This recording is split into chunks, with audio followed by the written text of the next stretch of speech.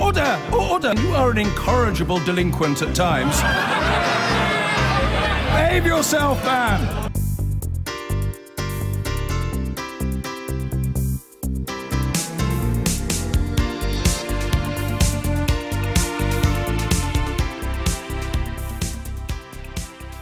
And now, after Theresa May's speech at the Mansion House, she made her way back through a blizzard to Downing Street, where I sat down to talk with her about it. Most people don't really follow the Brexit detail, I pointed out to her, so for non-experts, what was new in what she was saying? Yes, what I was doing in this speech was setting out an ambitious vision of the future economic partnership that we want the UK to have with the European Union once we've left. And it was a vision that was ambitious, but it was also practically based and therefore a credible vision. It goes beyond anything that the European Union has done before in free trade agreements, because it's very broad. So it was covering issues like industrial goods, like cars, but also financial services, energy, transport, law, science, agriculture, fisheries. So it was setting out that ambitious vision, but also speaking to people here in the UK and saying... Quite bluntly, you were quite blunt. Well, I was being straight with people. I think it's important to be straight with people. But there's also, one of the messages behind the speech, I think, was to say to people, as I think most members of the public feel, that the time for arguing either side of the referendum has gone. Actually, this was about setting out an ambition for our future, and also saying to the European Union and the 27 and also the European Commission, we've set out what we want, we've set out where we think we can have this ambitious relationship that's good for prosperity on both sides. Let's get on with it. And now it's crunch time. And in the course of the speech, I thought you buried a couple of the sort of famous sayings that have dogged the Brexit talks. Liam Fox's terribly cheerful assertion this is going to be the easiest negotiation in human history. It's not been like that, has it? Well, in one sense, we're doing a very simple thing. We're leaving the European Union. In another sense, of course, having been a member of the EU for over 40 years, there's a complexity to the relationship that we've developed. And what I was setting out in the speech today was showing how, in a very practical way, we can move forward on parts of those relationships. So, just for example, if somebody's building cars here in the UK, they're probably using parts that have come from parts of the European Union, and they go selling back and forth the whole time. Exactly, and selling. And I was saying we recognise that because we recognise the importance of people's jobs. What I set out today was a way we can continue to trade that ensures we maintain those jobs, maintain that prosperity. But it's certainly not easy. The other thing that I thought you buried, finally, was that this, in terms of access to European markets, this would deliver the exact same benefits as we have now, which was something that David Davies said, and then later on you rather backed him up. So you've changed your mind on that. No, we're very clear that in terms of the benefit of being able to trade with the European Union, yes, we do want to be able to continue to do that. But the access won't be as good, will it? Well, there are some areas where we've looked at the issue of the single market. We're coming out of the single market. Being a member of the single market is an intrinsic part of being a member of the EU. So as not a member of the EU... it won't be as good, because you say in certain ways our access to each other's markets will be less than it is now. Yes, and I set out in the speech also a couple of areas where that will be the case. Actually, one of them might be of particular interest to you, Andrew, because it's about broadcasting, because there are certain rules that follow from being a member of the EU. But what I said is, let's face it, there are lots of people in member states of the European Union who actually like to switch on and watch the BBC. Let's make sure we can continue to do that. Let me therefore move a little bit away from the BBC and broadcasting and ask you about the other big one, which is the city and passporting. Now, again and again, Philip Hammond, your Chancellor, has said that passporting is really important to the city, it's absolutely crucial, and that we could not accept a deal that did not have proper access for the city. And yet in this speech, you effectively bury passporting. You accept it's not going to happen. What I said in the speech is that we recognise that passporting is, again, part of being a member of the single market, which is part of being a member of the EU. We're coming out of the EU. We won't be a member of the single market in the future. But what we are looking at, what I set out in the speech, is a new relationship on financial services based on this concept of mutual recognition, of agreement on regulations. One of the key things in financial services is the regulatory standards that banks and others are abiding by, because that's in the interest of consumers, the interest of, individuals and businesses. And actually, if we look at the way we can achieve the ability for our banks to still be operating, still be providing the huge financial support that they do to other countries and businesses in the European Union, we can do that. 40% of our exports to the EU are in services, and particularly in banking and financial services. A lot of bankers will be quite horrified that passporting is now officially off the table. You've got a new idea to put it into the free trade deal. How many trade deals have included financial services in the past? Well, there's quite a few that have financial services commitments in them. The one that had the most breadth of financial services in it was the trade deal that the EU were negotiating with the United States. Financial services are for other reasons. Financial services are referenced in, for example, the deal with Canada. The EU has done good trade deals with different countries around the world. The first one here are the EU trade deal with Ukraine. They gave them a trade deal that included services, including financial services. The Prime Minister would love that, but the Ukraine is on its way into the EU, and they observe European Court of Justice rulings, and we are on our way out. So it's not likely the EU will give us that deal. Then you've got South Korea here. Now, the EU gave them some provisions for car manufacturers and agreed a deal for opening up some service markets. We'd love that because we have so many services in our economy. And then Canada here. The EU gave them tariff-free trade on industrial goods and agricultural products, but the deal doesn't include services, and our economy is 80% services. Financial services are referenced in, for example, the deal with Canada. Yes, we want to go further.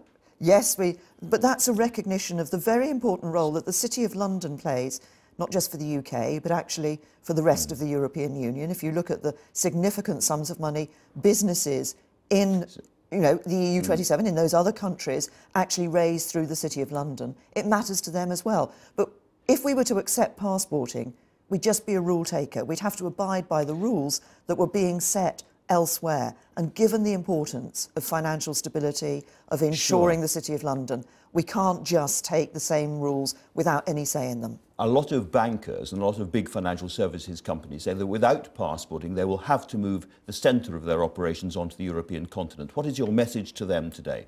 My message to them is that what we're looking to develop is a relationship that means that they can stay here in the UK as part of the City of London, that they will be continuing to provide their services across the European Union, but they will know, given the sums of money involved, given the importance of financial stability, given the risk that actually the UK bears as a result of having the city here, that it's important that we do that on the basis of recognised regulatory standards, but we can't just accept rules that are made elsewhere without us having a say in them. But it's never happened before, this kind of deal. This is a new deal that you're starting off from now to try to negotiate for the first time. So they're taking a risk if they stay here, in their view. Can I ask about an area which is perhaps easier? Can I ask you where regulatory divergence, doing things differently, is going to benefit Britain and benefit British jobs? Where should we look? Yes, well, we can look at a number of areas of where we're aiming to do things differently in the past from the way that they have been as a member of the European Union. Well, I was just going to come on to one, don't you worry, Andrew. But I wanted also to say this issue of regulations is important because there will be some areas, actually, where it's important, like the car manufacturing we were talking about, where being able to operate on the same basis is important for that business, that supply chain, and the links of the supply chain. But if you look at, for example, at fisheries, and we're going to come out of the common fisheries policy, if you look at agriculture, I think there's a lot we can be doing there. We want to maintain our high environmental and animal welfare standards, but actually look to say, as I put in my speech, we want a fairer allocation of waters to UK fishermen. Agriculture is, I think, 0.7% of the British economy. Even if we do things better, it's not going to make a huge difference to the whole country. It will to farmers, obviously. Let's turn to the big central area, which is manufacturing and goods. And in that, again and again, in this speech, you have said that we are going to stay very closely aligned to EU regulations, EU standards going forward. For how long would we remain aligned? Well, decisions will be for Parliament to take because people voted for the UK to take back control of its own laws, and so they will be for Parliament. But what I said in the speech is, and I think this is why I described the speech as being practically based, What I said in the speech is if you look at industrial goods, if you look at manufacturing, there are many links that have been made, these supply chains across the UK and other countries in Europe.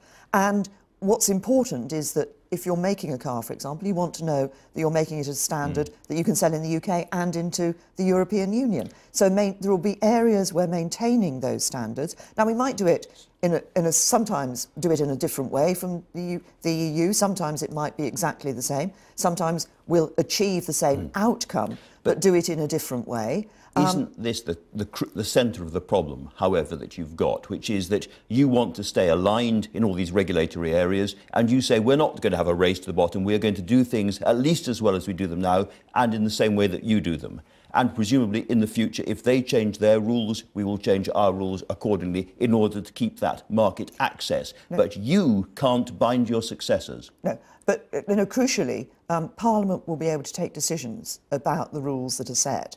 And so in the circumstances in which, say, the EU changed a particular rule, there'd be a decision for us to take. Did we accept it in the future or not?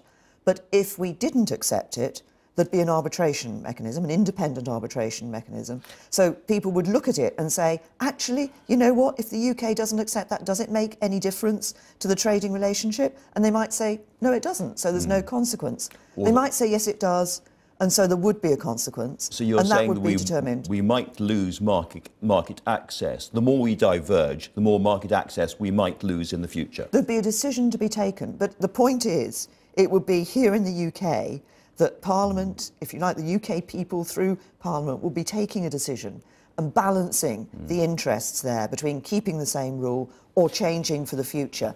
And, you know, as we look at markets around the world, what we want to do is to ensure that, yes, we're able to trade well with the European Union, but we can also trade well with countries around the rest of the world. If you look at some of the big markets elsewhere, this is very important. If you're somebody like James Dyson, a very keen Brexiteer, a great British entrepreneur and inventor, he's had lots and lots of trouble with EU rules on the energy use of vacuum cleaners. He thought that Brexit was going to let him leap free of all of this, off with the manacles. But your vision seems to be absolutely not that. We will stay closely aligned to those rules. A lot of manufacturers, a lot of pro-Brexit people are going to be very disappointed. No, there's a lot of areas in manufacturing where people are actively saying to us that they want to maintain the same standards. But what we're doing by coming out of the European Union is giving us the choice. So there will be some areas in any trade agreement when two countries or when the EU with another country is setting down to say these are the terms on which we're going to trade with each other, sell products to each other, they agree certain rules that they're going to operate on. So there will be commitments made, probably in areas like fair competition. We believe in fair competition. Want to make sure competition for our businesses in Europe is going to be fair in the future. But then we also look at other issues and say, where does it just make sense? Where does it make sense for our businesses, for European businesses, for people and their jobs to keep those same standards? Where does it make, where is it right for us to say, actually, we'll have the same outcome in standards, but we might get at it in a different way, achieve it in a different way? And where actually do we think, no, we should diverge, that we should have a difference? This may be getting complicated for people watching, so let me try and sum up where I think we are. There are some areas where we will lose some access, and we've talked about passporting. There are other areas where you think diverging is going to be very, very good for Britain, and you've cited fisheries and farming. And there's other areas where we will stay quite closely aligned, manufacturing and cars in particular, you've mentioned. So those are, as it were, three different areas. That is why the EU talks about cherry picking. No, well, first of all, if I can just on the sort of three areas, actually, it's we would look inside each of those areas as to what is right for the future. And on financial services, we are looking to ensure that we get that good trade arrangement, but just doing it in a different way. This is what is important. That's with the ambition that I was setting out today. But as regards this reference you've made to cherry picking, you gave a very vigorous defence of cherry picking in your speech. You said yes to cherry picking, lots of cherries, cherries all over the place. What I said was, if you look at what Europe does today, if you look at the European Union today, it has different trade agreements with different countries around the world. Each of those is different. And so if you say that looking at what suits your particular economies and putting that into a trade agreement is cherry-picking, then they're cherry-picking in every trade agreement they put forward. But on this particular issue, I mean, they may be bluffing, but at the moment they sound absolutely steely, absolutely unyielding. You know, all the Barnier and Tusk and other quotes. But forgetting them, I mean, John Major himself has said the chances of getting this kind of deal, the cherry-picking kind of deal, is somewhere between 0 and zilch. Yeah. This is an ambitious deal. But what I've put forward is credible because it's based in practicality. But it also recognises what the European Union themselves said, the EU27 themselves said at the beginning of this process when they set guidelines, because they talked about an ambitious and wide-ranging relationship for the future. And that's what I believe is in the interests of people. I think this is, people often talk about, you know, the UK and the EU and what we're negotiating. What lies underneath this is people and their futures. And that's what I was setting out in my speech. An ambitious, credible vision that is also a vision for Britain once we've left the European Union, because Brexit isn't just an end in itself. Actually, it's about the sort of country we're going to be in the future. There's been a lot of controversy about the border issue in Ireland. During the referendum campaign, you said if you pulled out of the EU and came out of free movement, then how could you have a situation where there was an open border with a country that was in the EU and had access to free movement? How does your speech help solve that?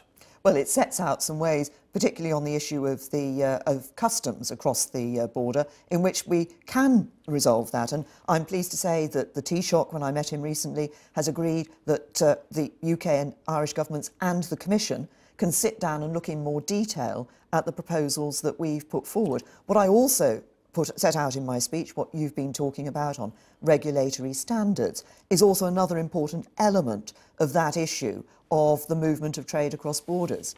But you say very clearly in that part of the speech that those new regulatory standards, which would remain at least as high as the EU's, would constrain our ability to lower regulatory standards for industrial goods. So you accept that your model for the Irish border does tie the hands of industry if they want to diverge from the EU? No, I think we're talking about the slightly different elements to this. I'm sorry about this because it is a complicated subject, but there are various elements of ensuring that we don't have a hard border between Northern Ireland and Ireland. Part of it is the customs arrangements. Part of it is the standards we abide by. What I'm saying on the standards is that we will be looking to say, does it make sense, in a practical sense, because it's important for people, for their jobs, for their prosperity, for our country's prosperity. Where does it make sense for us to say, actually, we'll abide by these standards? But don't just... can I just add this point? Because I think this is quite important. Because we talk about EU standards, but actually often what we're talking about is not EU standards, it's not European standards, it's international standards. Because many of these things are developed in an international market. And so what we'd be doing is ensuring that we're actually meeting standards that enable us to trade elsewhere.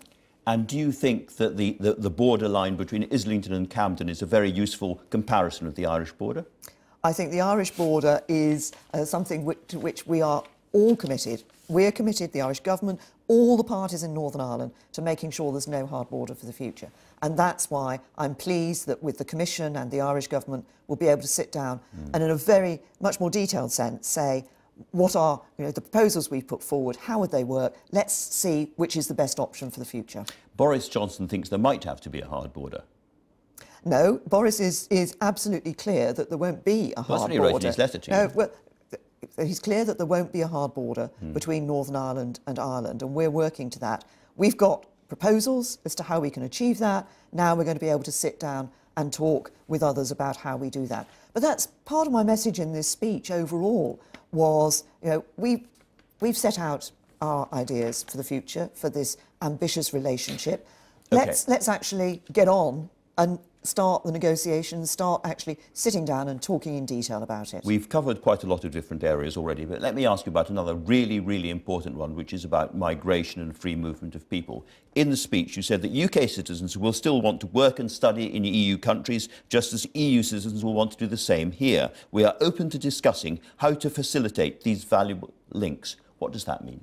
Well, it means that we will, when we come out of the European Union, be able to set our own immigration rules. That was one of the reasons many people voted to come out of the European Union. But what we're not going to be doing is saying that nobody from the EU is ever going to be able to come to the UK in future. So easy movement, and perhaps. we won't. No, well, that's a phrase that's been used by the Labour Party. I think to try and fudge, rats, I hope to try and fudge their approach between free movement and other sorts of immigration. The important But you're trying to fudge it too, aren't no, I'm you, not. in what you've said? No, the important thing is that we will set our rules for who can come into the country. That's what many people voted for. That what was an element for a lot of people in the reason why they voted for Brexit. But what we're saying is that actually, and we're going to want to ensure that people from the UK can still go and abroad to the other 27 members of the EU and vice versa. How? Businesses will want. Well, that's what we will be negotiating. We'll be setting out our immigration rules. We'll negotiate with the EU, because obviously we want to look at what happens to UK citizens as well as what happens to EU citizens. All right.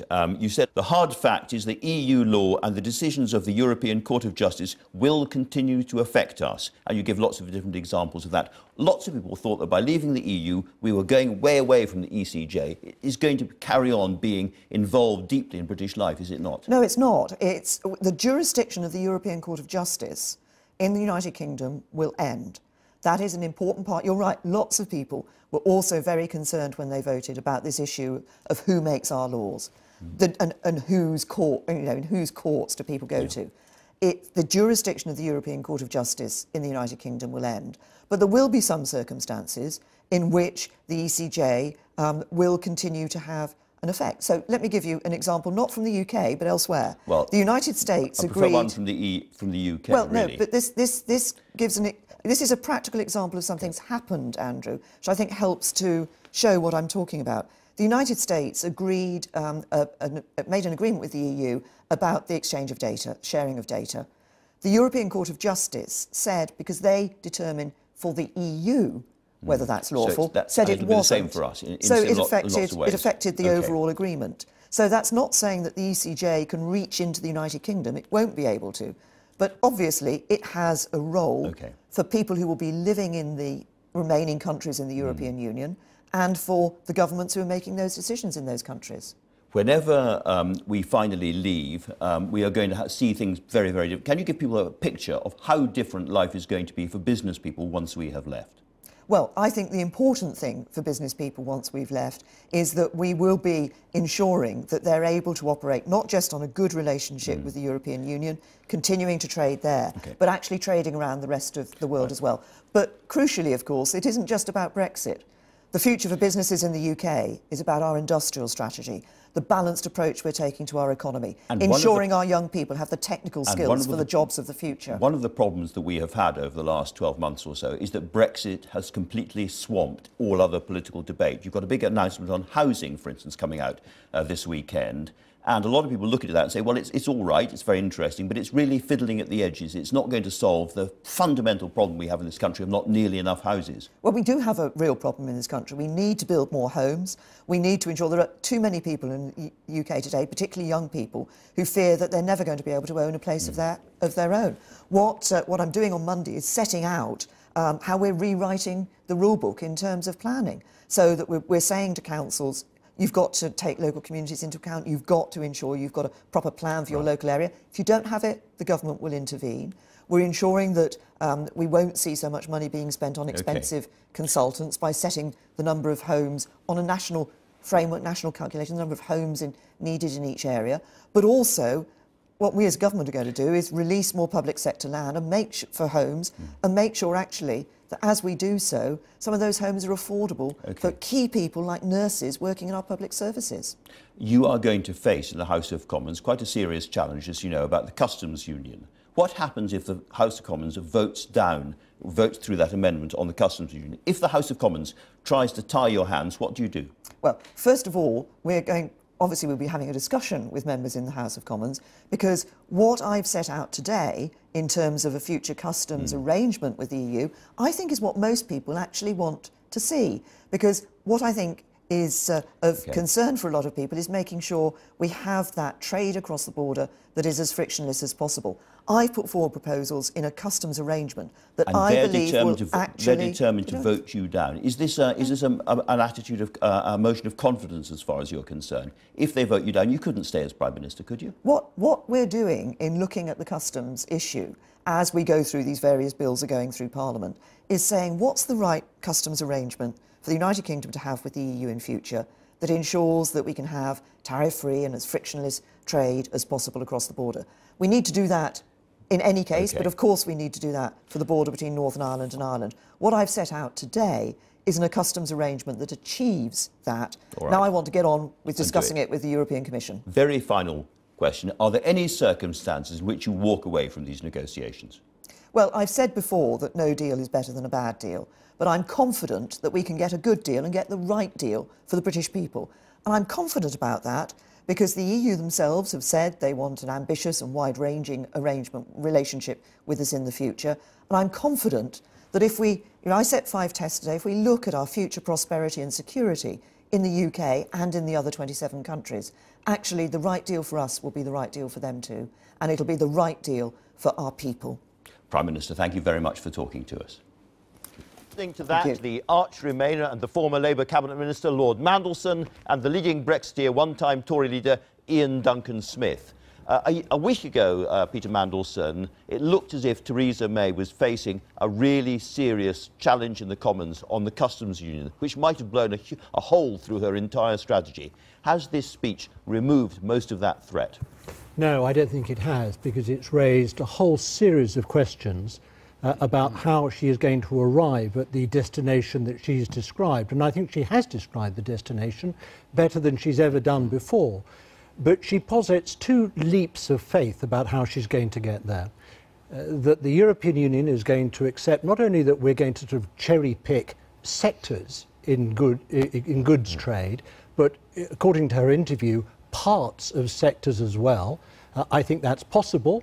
But the EU has already said that it's not going to accept that. And the second leap of faith is that when it comes to regulations, we're going to look for mutual recognition, not alignment, but mutual recognition, which we are then going to be free to diverge from further down the course. Yes. I don't believe the EU will accept that in a month of Sundays. As a past commissioner yourself, when they say we will not put up with this, you don't think they're bluffing? Because a lot of people in Westminster think they will eventually fold. No, Andrew, they're basing this on the legal basis of the single market, the rules and the established trade policies of the European Union. And that's why what Theresa May is doing is trying to dance on the head of a pin that simply doesn't exist. Sounds very painful indeed. Yes. It would be painful for the country, I'm afraid, as a result. Yeah. Ian Duncan Smith, what's gone on with the Brexiteers after this speech? I mean, she said that we were going to lose some aspects of access to European markets, we will be paying in, and there will be some areas of life where the European court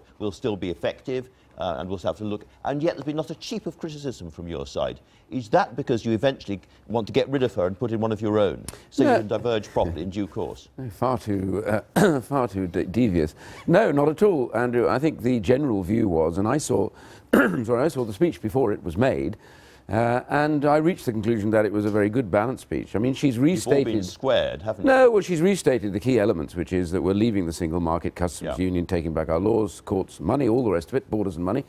Those are now locked in. But the question really is always then, around those, how do you adjust your relationship with the European Union? And what she's offered the European Union, I think, is what I call common sense and practical solutions to some of the issues they've talked about.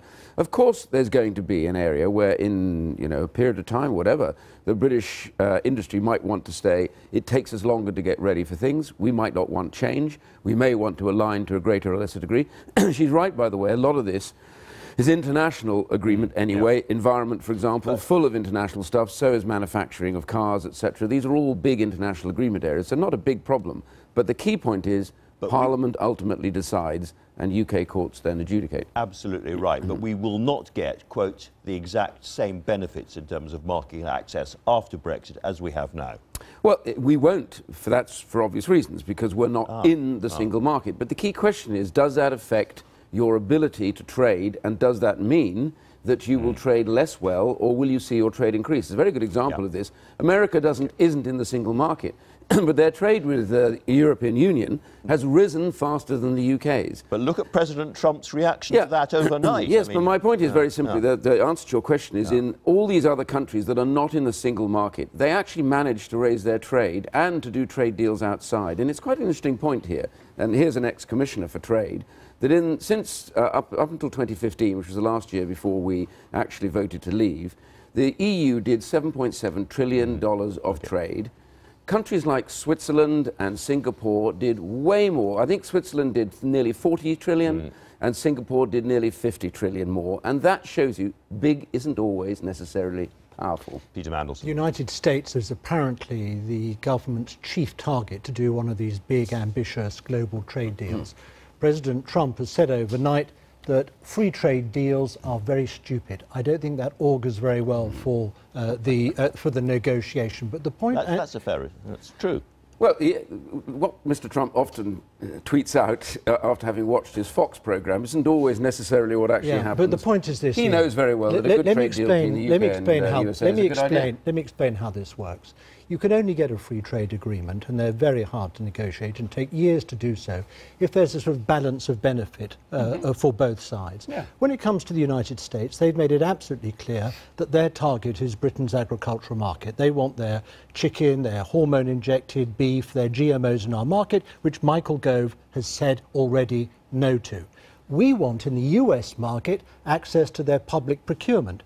This is a president who... We want financial services. No. We have plenty of financial services. No, we don't. Now, hold on a moment. We have plenty of financial services, and what we can get extra, we can eke out from commercial diplomacy. Yes, what we really want... Hear me out, please. What we really want is access to public procurement. And this is a president who says, America first. The chances of our getting access to an opened-up public procurement sector in America are near zero. So we're jumping out of the common market into a really quite unfriendly world at the moment. Yeah, but I come back to the point that I made. It's quite fascinating. Of all of those trade arrangements made by small countries like Switzerland, like Chile, far more trade arrangements, far bigger value than the EU has managed in the same period. But they're far smaller economies than the EU. Yes, but hang on a second. Of course, Chile, Switzerland, great. They have, yes, but your great comment was that you can't do trade deals unless you're in a big bloc. You said being in a big bloc gives you clout. Ian. Hang on a second. I didn't interrupt you, so just let me finish this point.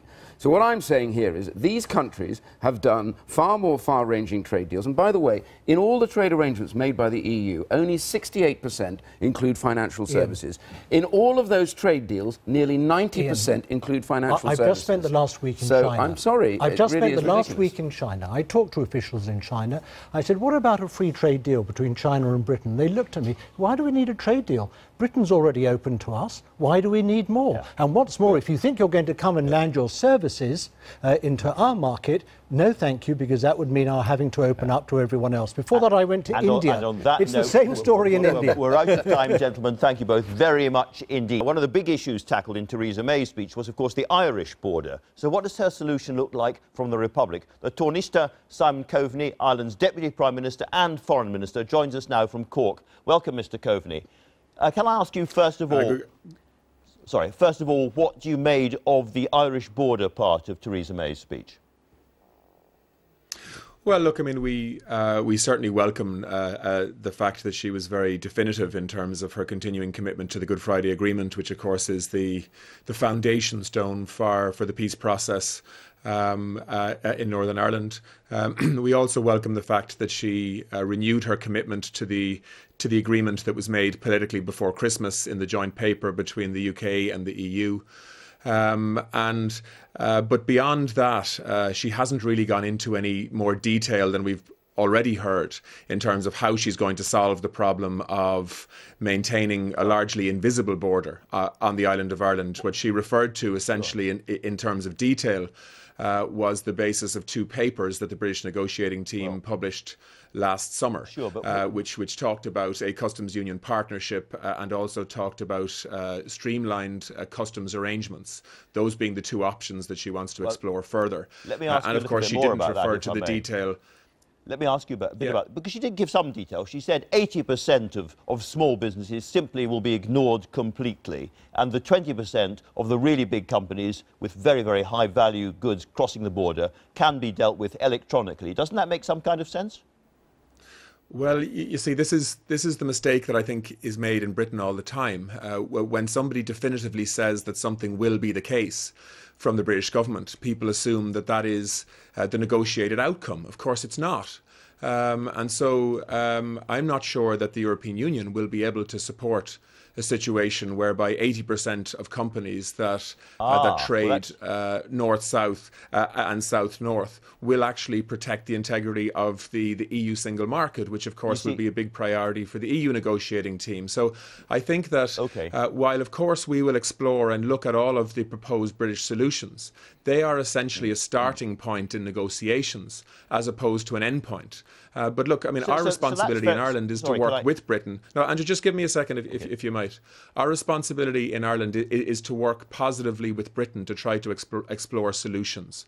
But if we can't agree on solutions, well, then, of course, what we have is the backstop, which is a commitment by the British government to maintain full alignment with the rules of the customs union and single market. Well, you know that that backstop is completely unacceptable to the British government, because it looks like an attempt by the EU and by Dublin to effectively appropriate Northern Ireland as part of the EU system. But you have just said something very interesting. You have suggested that if you don't get what you want, it could be the Irish side which puts up a hard border. The British government's been absolutely clear. Under no circumstances will they put up a hard border. Are there circumstances in which Dublin would put up a hard border?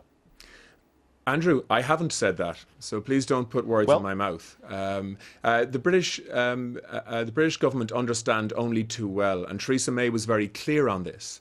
They understand how a single market works. It was actually Britain, probably more than any other country, helped to design the single market in terms of how it functions today.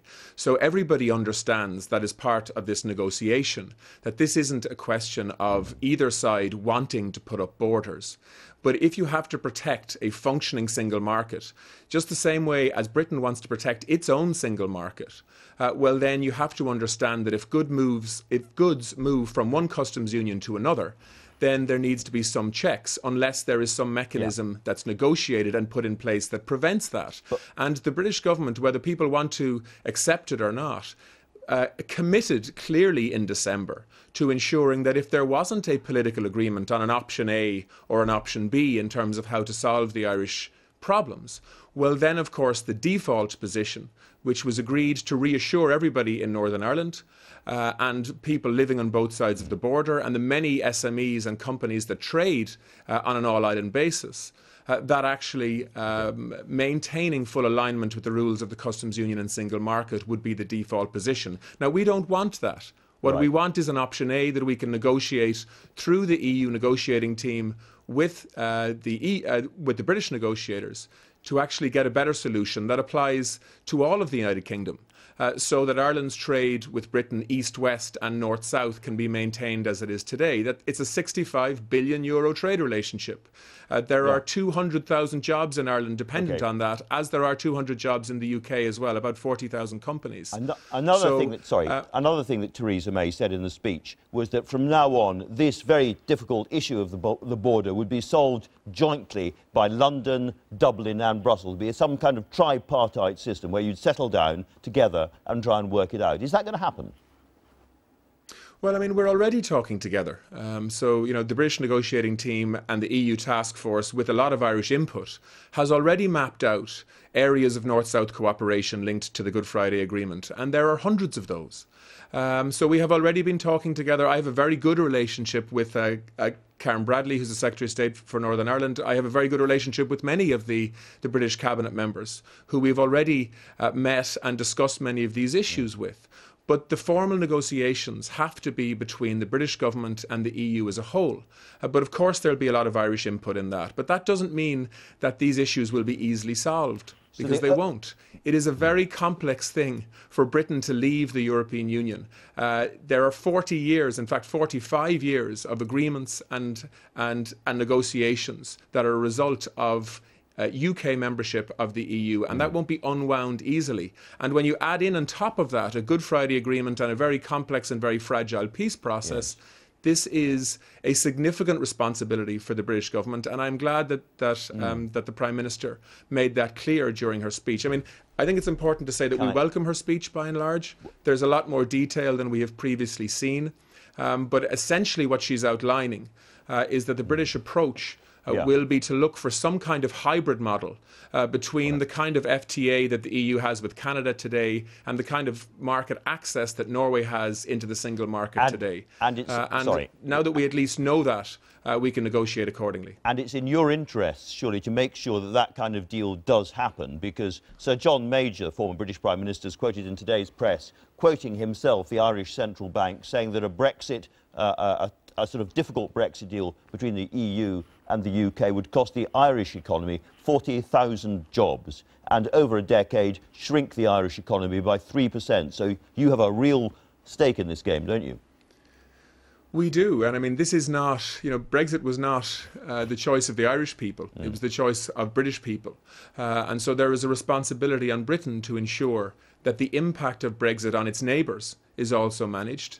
But of course, I mean, Ireland has said from the outset here, the result of Brexit for us, in terms of what we want, is the closest possible relationship between Ireland and the United Kingdom and between the EU and the United Kingdom.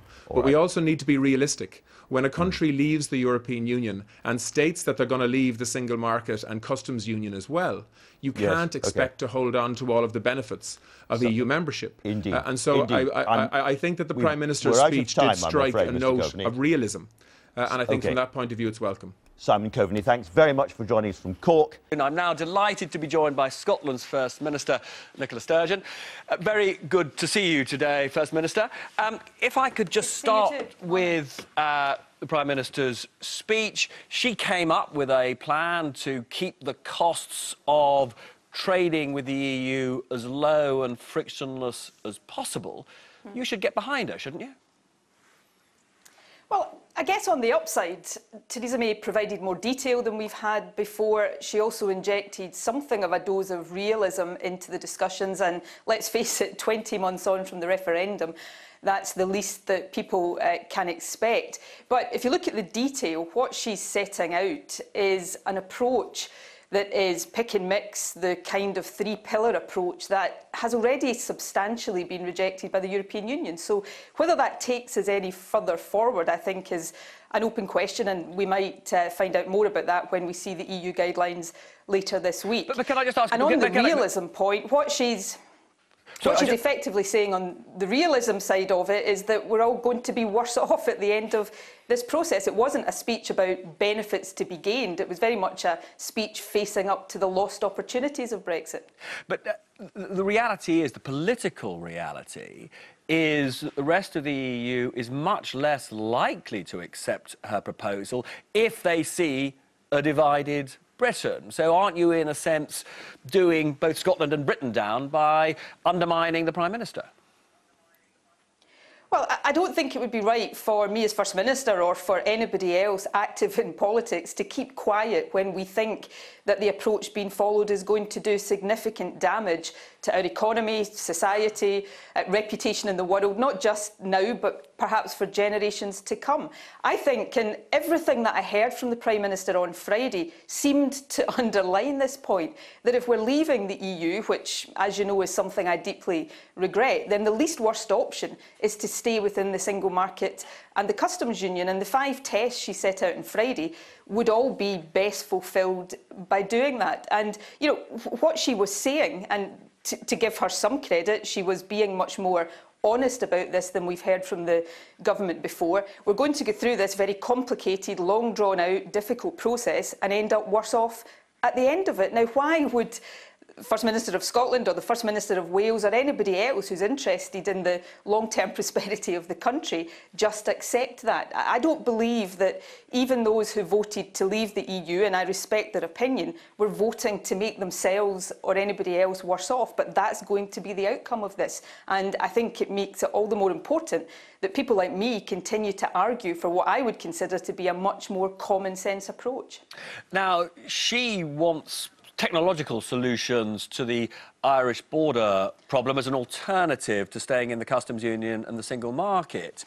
If she were to succeed with those technological solutions, that would be good for you, wouldn't it? Because that would make an independent Scotland a more credible option, because you would find it easier to continue to trade with the rest of the UK in those circumstances. So, again, you must want her to succeed with that as an option. Well, I want us all to stay within the customs union. I want the UK as a whole to stay within the customs union, and then these problems don't arise. But, of course, I don't want to see a border in Ireland. I think one of the most shameful features of the whole Brexit process has been the negligent way in which the interests of Ireland have just been cast aside. So when I hear her talk about technological solutions, I guess there's nobody who would disagree with the objective she's setting, but she's talking at the moment about technological solutions that perhaps don't even exist. And it underlines this point that we are 20 months on from the referendum. We've got about 6 months of negotiating time left, and only now is the UK government getting into the position where it's facing up to some of these realities. And if we decide to stay in the single market and the customs union, I certainly welcomed the Labour shift towards the customs union earlier in the week. I hope we see a similar move on the single market. Then a lot of these problems disappear. It's not the ideal option. The economic analysis shows that that will still mean a hit to our economy, but by far it's the least worst option. And time is running out, the clock is ticking, but that makes it all the more important that those of us who want to see an option like that raise our voices and argue for it, try to build consensus and coalition behind it, rather than just accept the inevitability of perhaps a disastrous outcome to these negotiations. And just to be clear, where are you currently on the issue of whether there should be a second vote for the British people on this?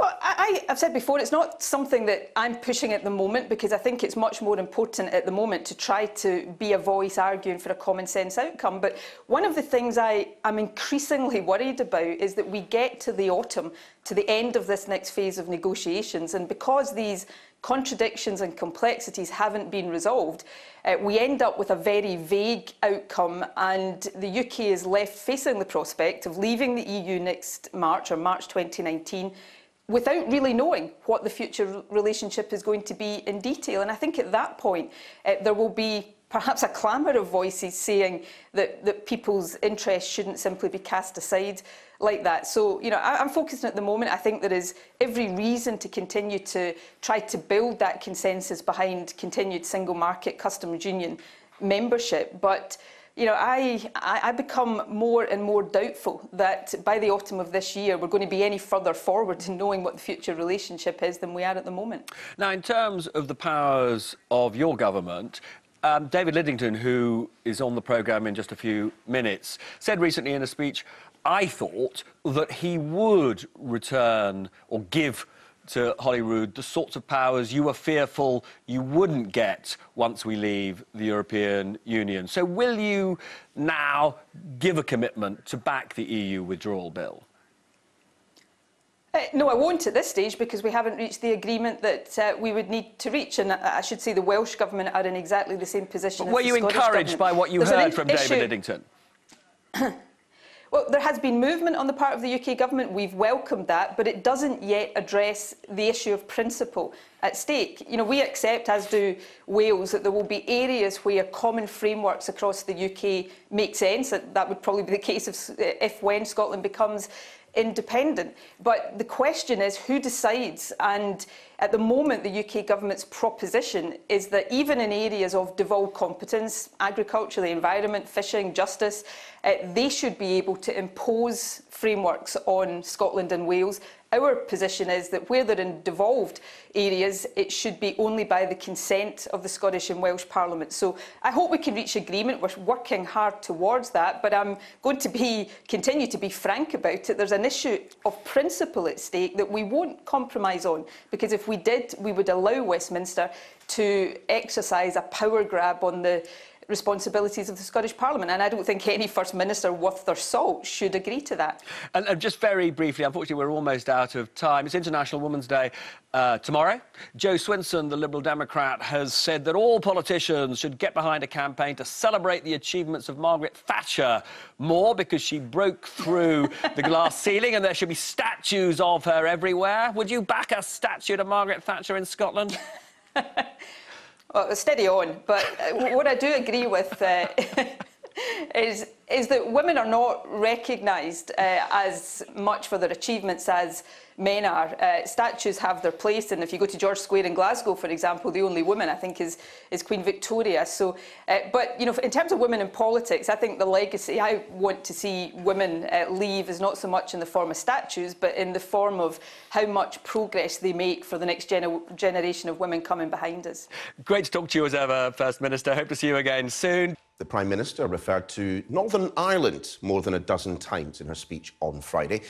Not a single mention of the British overseas territory with a land border with an EU country, Gibraltar. And that's something that my next guest might have a thing or two to say about. The Chief Minister of Gibraltar, Fabian Picardo. Ms Picardo, many thanks for being with us.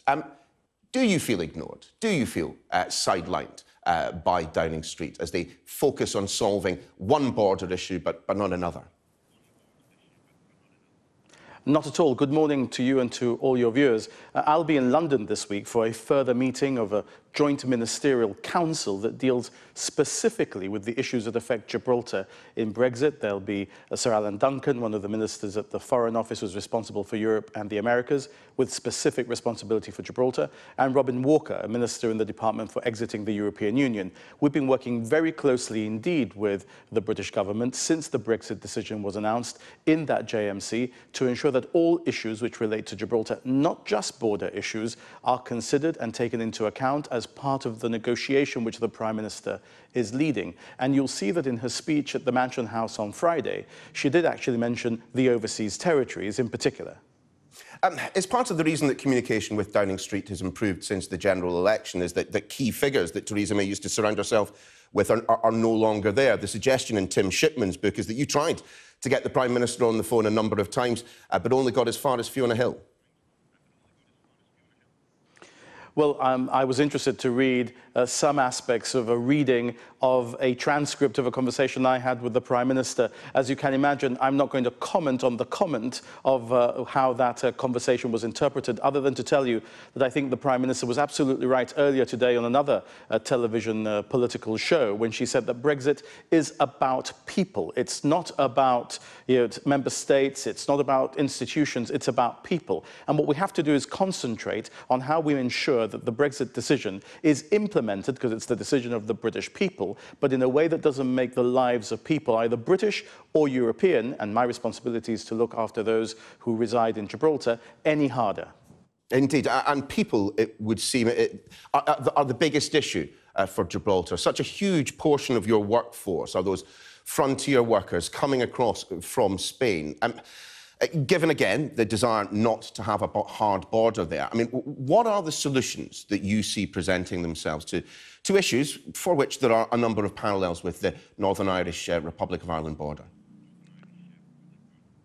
Well, there are, you're absolutely right, a number of parallels, and there are also a lot of differences. Of course, we border not just the European Union, we border Schengen, which Northern Ireland does not do because the Republic is not presently in Schengen. So we've got issues relating to the Schengen Border Code and how citizens can cross that frontier, whether they're European citizens or in the future British citizens who will not be European citizens. And it's not just about workers, although workers are an important part of this, of course. But as you can imagine, there are relationships of friendship and consanguinity across that frontier, as well as commercial relationships, and we also see people come to Gibraltar as tourists, an important part of how Gibraltar creates employment. So we have to get it right, not just for workers, but in particular for workers and in particular for residents of Gibraltar, because that's who I have responsibility for. And I think there are a number of mechanisms that we can look at which apply elsewhere in the European Union, where there are, for example, microstates that border Schengen, because, as I told you, Northern Ireland may not be the best parallel,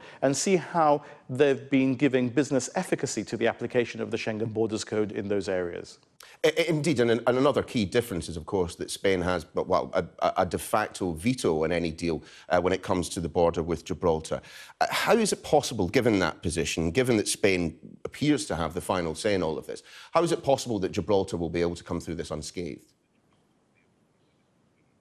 Well, if you look at the final say, there's a number of parliaments in the European Union, not just 27, some member states have more than one parliament, up to 34 parliaments in the European Union that will have the final say in the implementation of the final Brexit deal. One of them, of course, is the central parliament in Madrid. The issue for us is that clause 24 of the negotiating guidelines of the European Union gives Spain the opportunity to take Gibraltar apart from the Brexit deal and then address the issue of Gibraltar separately. We think that's contrary to EU law. We think that there are good arguments that we could deploy in the event that there was an attempt to engage clause 24 in a way that was negative for Gibraltar. But at the same time, and looking at the theory of that, we can all die in a ditch arguing about never surrendering and our finest and darkest hours. But I don't think that's going to solve anything. At the same time as that's going on, the government of Gibraltar is saying, look, we have been ready to engage in technical discussions that improve the lives of people across that frontier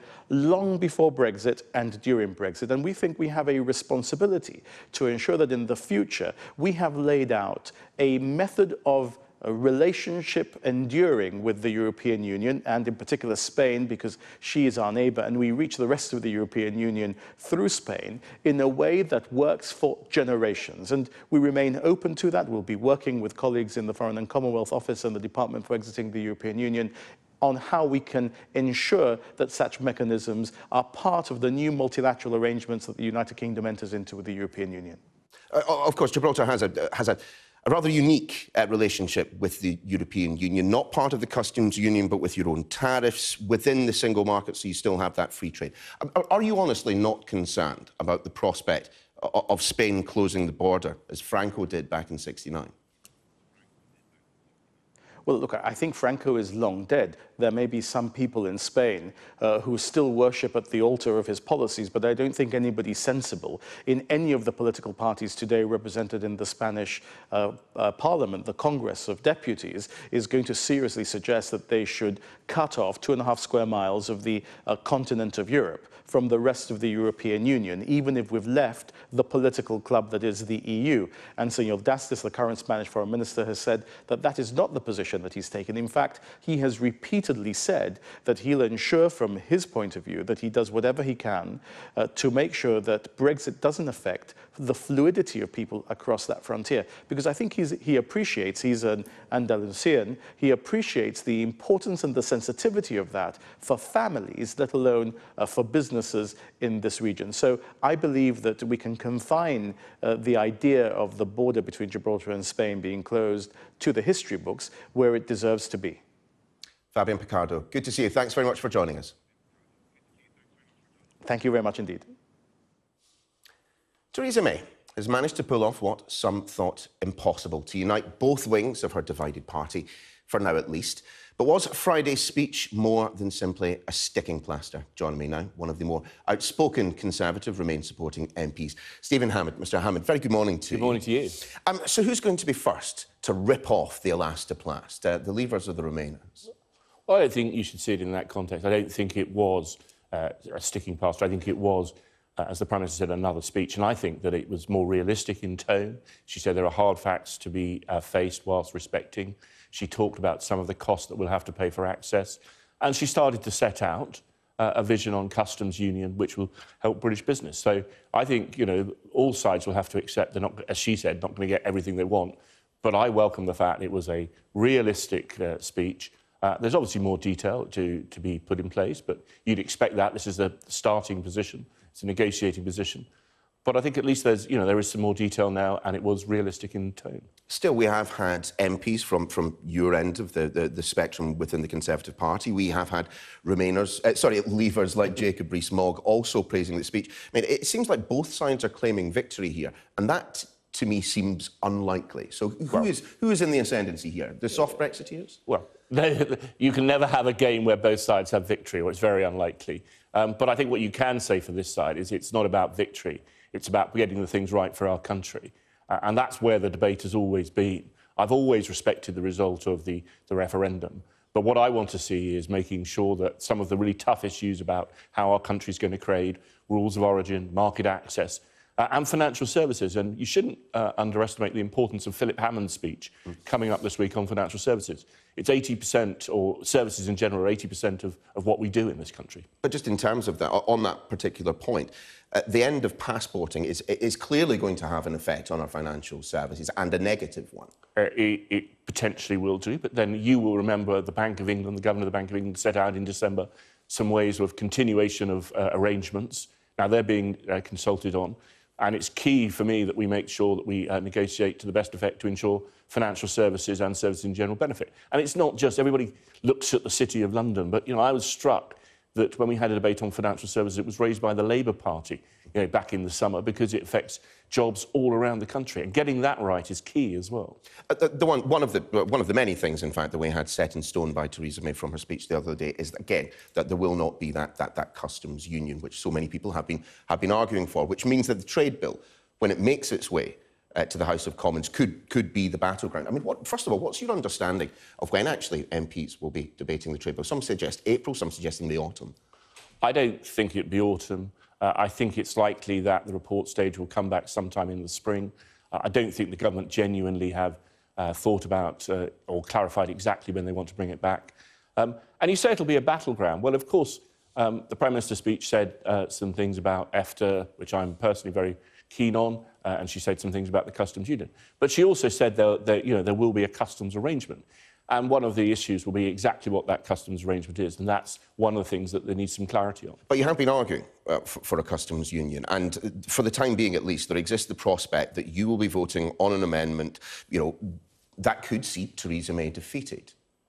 Well, you and I know that most of the amendments that are ever put down in the House of Commons, firstly, are never voted on, and as we saw in the EU withdrawal bill, where I voted for the government 35 out of 36 But you would vote against Theresa May on that issue. Well, hold on. We are a long way to go. I mean, the great thing is that, as you know, amendments are basically they're put down so we can get more clarity and have discussions with the government. The great thing about Friday was that the Prime Minister reiterated she wants a customs arrangement. I hope that mirrors most of the EU codes that we have at the moment, because that will be essential. Getting right the rules of origin so that the supply chain can work. There's a long way to go. So, as you've just asked me a moment ago, I don't know when that vote's going to be. So, until I've known, and there could be, for all I know, a huge number of discussions within then. So, it'd be silly to say, I'm going to do something now, and I don't know what's going to happen. I would have appreciated, though. Anyway, I had to try. Stephen. Well, of course you had to try, Niall. Thank you very much for joining us. My pleasure. Now, Theresa May was on the Andrew Marr show herself this morning, and she was asked how the UK's rules and regulations might move away from the EU's in the future.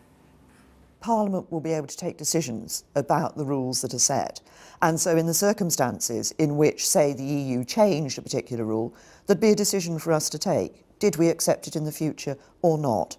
But if we didn't accept it, there'd be an arbitration mechanism, an independent arbitration mechanism. So people would look at it and say, actually, you know what, if the UK doesn't accept that, does it make any difference to the trading relationship? And they might say, no, it doesn't, so there's no consequence.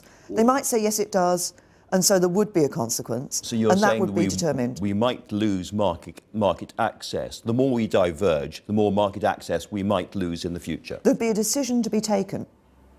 Well, joining me now from Loughborough is the former Education Secretary, Nicky Morgan, who put her name down on a Commons amendment that calls for the UK to participate in a customs union with the EU after Brexit. Good morning. Thank you for joining us. So you heard the Prime Minister ruling out a customs union, which is what you say you want, and saying we will have less access to EU markets in future. You can't be very happy with this speech, can you? Well, I think it was a very realistic speech. I think it set out the compromises, the hard facts that we've all got to face in the Brexit process. And I think that was a very welcome dose of realism. And that's why I think it has been welcomed by people on all sides of the debate, because we can get away from pretending that things are going to stay the same, that we can have exact same benefits, and be honest with ourselves, with our constituents about what that means. And look, turning to the amendment, let's take a step back. The reason that MPs, backbench MPs like me, put down amendments is to get ministers to explain their positions more fully. And that's what we began to see in the Prime Minister's speech on this issue of the border between Northern Ireland and the Republic of Ireland on Friday. And the Prime Minister could not have been more clear this morning, last week, that she does not want to see a hard border between the two, and that's exactly where we are as well. I think there are more discussions to come in Westminster about the two options, as Anushka was just setting out there, that the Prime Minister outlined, and I think we'll have to see what happens when the bill comes back to the House of Commons. Well, but your amendment wasn't just about Northern Ireland. It said that you wanted the UK to stay in a customs union with the EU, and not just because of the Irish border issue. Now you say that you want to talk to the Prime Minister about this. Well, talk about what? We're either in a customs union or we're not, and her speech made pretty clear she didn't want a customs union. Well, actually, I can speak for myself, speak for my colleagues, many of whom put their names down. It absolutely was about the Irish border issue, because I think many of us have got to the stage of thinking, how on earth can this be resolved to avoid a hard border without being in a customs union? I think that's very important. It's A. And I think many of us don't care really what it's called. It's a question of what it does. Does it avoid a hard border? Does it avoid small traders having to make declarations each time they cross the border? I was a Treasury Duties Minister. I visited the Irish border, and it is 300 miles of incredibly porous countryside, basically, and people are crossing it every day for work, for trading, and it's not just about the economics, it's about the cultural, the political significance of not reinstating a hard border. So yes, we're going to have further discussion. Don't seem to think that this is a practical solution. The Irish government, the Irish Foreign Minister, Simon Coveney, was saying this morning he didn't think the EU would accept this. I mean, Theresa May has said all along she doesn't want a hard border. Just saying that doesn't mean it's going to happen, and the EU don't seem satisfied with what she laid out on Friday as a possible solution. Well, I think there's two important points there. The first is, as I said, I think in a tweet on Friday, the EU cannot now say, and I think Simon Coveney recognised this on Marr this morning, the EU cannot now say that it doesn't know what the UK government wants, and that's a big step forward. Simon Coveney also agreed, as the Prime Minister rightly set out, that yes, this is a problem that has been created by Brexit. It's up to the three parties, the UK government, the EU and the Irish government, to work together to find a solution. I think it's right that talks are going to continue. It may be one of those areas where actually it's best for the Irish government and the UK government to be talking directly, because at the moment what's been remarkable about these negotiations has been how cohesive the 27 have been in negotiating through the Commission, but there may be ways to speed up discussions, particularly on the Irish border issue. But more broadly, what we saw on Friday is the Prime Minister saying there's going to be some difficult things ahead, we've got to get on with it. People aren't going to remember, ultimately, the negotiations. They're going to remember the enduring deal that is struck, that puts people's livelihoods and economic security first. And I think she's right. Look, but let's talk about that. Negotiations. One of the hard facts that she laid out was that we will have less access to EU markets, and that's one of the things that you, as a Remainer, have been worried about. Maybe she's being pragmatic and you welcome that, but is that pragmatism not admitting that we're going to be worse off in future as a result of this? I think it probably is, and I think actually again why the speech was welcome in its tone was because it did set out some of these hard truths. You know, there are people who have said, well, nothing's going to change, it's going to have exactly the same benefits. That's clearly not the case. You know, I'm obviously chair of the Treasury Select Committee. We look a lot at financial services. You know, the financial services industry understand things are going to change, and the Prime Minister was clear, no more passporting, which I think people have reconciled themselves to in the city. The question was, okay, what next? Now she's talking rightly about mutual recognition of regulations. That absolutely is the way to go, and that is achievable. But as I was going to say, this is a start of negotiations. There is a long way to go, but at least we're now on the starting blocks. And let me just say something else. I think you're right to say that many of us have been concerned about the prosperity, the livelihoods of people in our constituencies and of businesses. We welcome this speech, absolutely, but we will continue to watch out for any sort of drifting backwards towards some kind of ideologically driven hard Brexit, because that doesn't benefit anybody. As the Prime Minister said on Friday, reverting to WTO is not a good outcome. It's not something that will benefit people in this country. The Prime Minister made clear that the UK after Brexit can either choose to stay aligned with the rules and regulations of the EU, or this or future parliaments could choose to diverge. In those circumstances, you're going to be fighting every step of the way to try and stay aligned with the EU, I take it?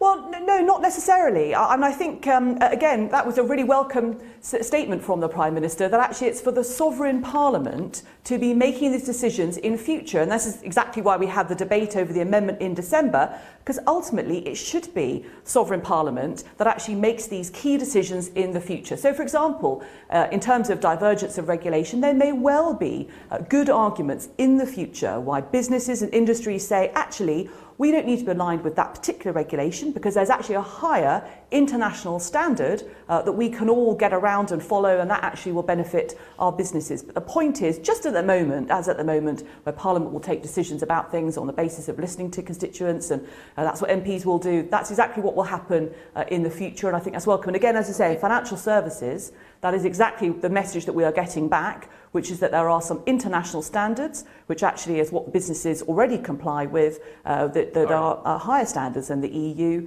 and that's what the businesses want to carry on complying with. OK, Nicky Morgan, thank you very much for talking to us. Well, listening to that is the former Conservative leader, Lord Howard, who campaigned for Britain to leave the EU, and you were nodding away in agreement with Nicky Morgan all the way through that interview. Not something we thought we were going to see happen in the studio. Well, you agree with her? I agree with very much of what she said, Sarah, and I'm, of course, delighted to be able to agree with her.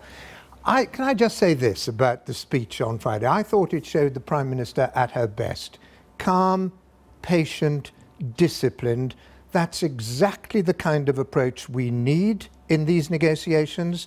I think Steve Richards was absolutely right when he said she's the only person who can lead the country through these negotiations, and she showed her qualities on Friday, and I think it was an excellent speech. And it is something not only, of course, it's a good thing from my point of view that it seems to have united the Conservative Party, but much more importantly, I think it's united the country. I think everyone in the country, except perhaps for those few people on either extreme, can rally round people like this approach. John Major and Tony Blair. Well, I fear that on this issue, John Major and Tony Blair are two of the people who have never been able to reconcile themselves to the results of the referendum. But I think that, you know, a large majority of people in the country, even of those who voted Remain, now say, let's get on with it, let's see what we can get out of these negotiations. And Nicky Morgan was absolutely right when she said, in years to come, people will not be looking back at the negotiations.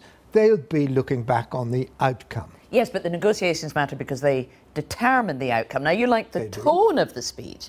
When you look at the detail of it, though, does it really amount to taking back control when the Prime Minister says the UK will need to make a strong commitment that its regulatory standards will remain as high as the EU, and that in practice that will mean they'll remain substantially similar in the future? That's not what you campaigned for. Well, in many respects they will be similar, and as the Prime Minister said this morning on the Marr programme, in many respects, these rules and regulations are not EU regulations, they're international regulations. But the crucial thing is that in future, our sovereign parliament will be able to decide whether we remain in alignment, which in many cases it'll be a sensible thing to do, or whether we diverge, which in many circumstances it will be a sensible thing to do. That's what taking back control means. Yes, our sovereign parliament will decide. But look at where we do remain in alignment, and the hard fact Theresa May put out there was in order to maintain access, we may have to maintain alignment. The EU is going to change their rules over the next few years. We'll end up having to mirror rules that we had no say in making at all if we want to maintain access. That's not control. We'll have to decide, but we will be able to decide. Yes, in some cases, it may well be sensible to change our rules to remain in alignment with the European Union's rules. But in other cases, it won't be. And we will be able to decide. That's what taking back control means. That's what we will achieve. And you're perfectly happy with associated membership of some of the European agencies. She proposed the Medicines Agency, the Chemicals Agency, the Aviation Safety Agency, and with paying a fee to remain an associate member? Very sensible for the reasons the Prime Minister set out on Friday. These, a year ago, you wouldn't have been telling us you wanted to stay a member of any of these agencies at all. You never asked me, Sarah. I think you'd have been surprised by the answer. These arrangements are very sensible, practical arrangements from which the European Union benefits and we benefit, and it's therefore sensible that we should be in association with them. Now, we were promised, of course, famously by David Davis, that we would have the exact same benefits of being in the customs union and the single market after Brexit. The Prime Minister herself said something very similar, and now she's telling us we will have less access. When people were told that we could leave the EU and maintain the exact same benefits, were they being lied to?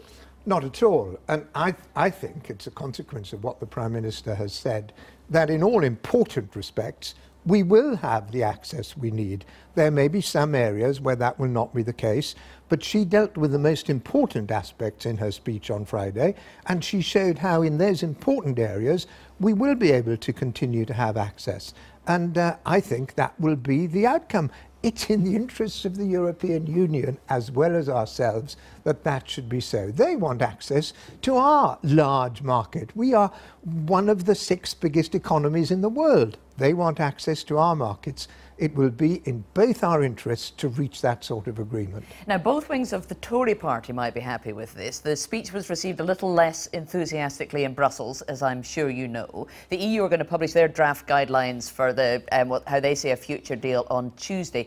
If they just don't accept the approach that Theresa May's laid out, what should she do next? Look, let's concentrate on the positives. We're in a negotiation. There will inevitably be posturing by the European Union in the course of these negotiations. That's what negotiations always bring with them. But I think, as I say, it's in their interest, it's in our interest that we should have a good deal. And at the end of the day, Sarah, they want our money. Yes, but there is they're not going to get our money unless there's a good deal. That they're budging. Guy Verhofstadt said that a trade deal can't be achieved by putting a few extra cherries on the Brexit cake. This speech did not persuade him that there's a deal to be done. He's not in charge of the negotiations. Well, Michel Barnier didn't seem terribly impressed either. It doesn't look as though they're going to accept the Prime Minister's view that you can negotiate different terms of access for different sectors and that that isn't cherry picking. Let's wait and see. Michel Barnier welcomed the speech. There's a lot of posturing. At the end of the day, it's in their interests and ours to arrive at a deal which is very similar to that which the Prime Minister set out on Friday. You're being very positive about what the EU's likely to do. They may well not do that. Is there a point at which the Prime Minister may be forced to just walk away from this because they will not meet her halfway, which is what she was asking for on Friday? I hope not. But if you go into any negotiation saying, I want a deal at any price, you'll be taken to the cleaners. That's true of absolutely every negotiation. So I entirely agree with the Prime Minister when she says that in the ultimate circumstance, no deal is better than a bad deal. But I don't think we're going to have a bad deal. I think we're going to have a deal along the lines the Prime Minister set out on Friday. Well, what she set out was we're all going to have to compromise. We're not all going to get what we want. We're going to have to meet somewhere in the middle on this. And the response from the EU has not been to say, yes, we agree, let's start talking about compromises. It's been to maintain a lot of their hard red lines about cherry picking. Yeah, but that will change. Their approach to the negotiations on the first stage changed. All sorts of figures were bandied about the money we'd have to pay. They bore no reality to the ultimate outcome. So, you have to take these initial negotiating positions with a pinch of salt. Yeah, well, if you look at what happened when the EU was negotiating with Greece during its financial crisis, they didn't soften their lines at all. They were absolutely insistent on that. There are occasions in which they simply do not budge. No disrespect to Greece, but we are not Greece. The European Union needs access to our markets. The European Union needs our money. The situation is very, very different from that which obtained between the European Union and Greece. All right, Lord Howard, thank you for talking to us this morning. Thank you. Now, as we've heard, Jeremy Corbyn made his own big speech on Brexit earlier in the week, and he backed a customs union. So how would it work? Well, with me from Salford is the Shadow Community Secretary, Andrew Gwynn. Thank you very much for coming in to talk to us today. So we've got two very different approaches here. Jeremy Corbyn at the beginning of the week saying he wanted to stay in a customs union. Theresa May on Friday pretty much ruling it out. Isn't Theresa May the one who is being honest with voters here by laying out the hard fact, as she puts it, that we're going to have to accept that we have less access to EU markets? Well, absolutely not. That we are leaving the European Union is decided. We had a referendum. But the terms by which we leave the European Union is what the negotiations are all about. And the Labour Party has always said it would seek to maintain the benefits of a customs union.